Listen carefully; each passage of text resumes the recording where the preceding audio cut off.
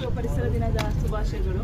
ಇಲ್ಲಿ ಅವಕಾಶ ಕೊಟ್ಟಿದ್ದ JSS HM ಮೇಡಮ್ ಇರ್ಬೋದು, ಸಿಬ್ಬಂದಿ ವರ್ಗದವರಿಗೆ ಧನ್ಯವಾದಗಳು.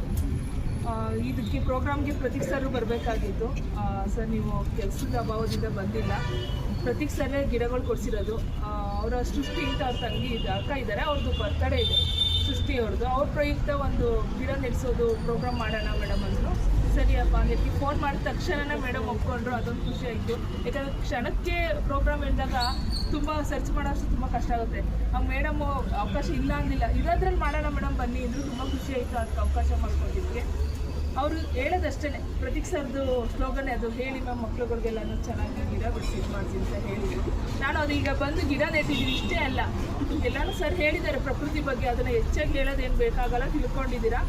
ಈಗ ನೆಟ್ಟಿರೋ ಗಿಡ ಪ್ರೆಸೆಂಟ್ ಏನಿದೆ ಅದನ್ನ ಮಾತ್ರ ಮಾತಾಡಿ. ಇವಾಗ ನೆಟ್ಟಿರೋ ಗಿಡನ ನೀವೇ ಪಾಲನೆ ಮಾಡಬೇಕು, ಪೋಷಣೆ ಮಾಡಬೇಕು. ಇರೋದು ಒಣಗೋಗೋದು ಬೇಡ.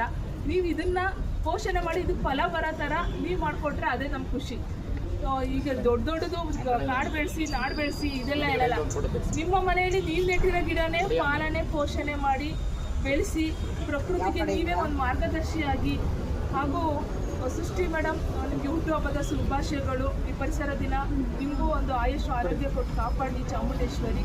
ಇದೇ ಥರ ಹಸಿರಾಗಿ ನಿಮ್ಮ ನೌಕರಿ ಆಗ್ಬೋದು, ನಿಮ್ಮ ಎಲ್ಲ ಪ್ರತಿಯೊಂದು ಬೆಳೀಲಿ. ನಿಮ್ಮ ಕುಟುಂಬದವರೆಗೂ ಆಯುಷ್ ಆರೋಗ್ಯ ಕೊಟ್ಟು ಕಾಪಾಡಿ. ಇದೇ ರೀತಿ ಸೇವಾ ಮನೋಭಾವ ಹೊಂದಿರೋದ್ರಿಂದ ಪ್ರತಿಯೊಂದು ಸೇವೆ ಮಾಡ್ತಾ ಇದ್ದೀರಾ. ಈ ಸೇವೆನ ಹಾಗೆ ಕಂಟಿನ್ಯೂ ಮಾಡ್ಕೊಳ್ಳಿ.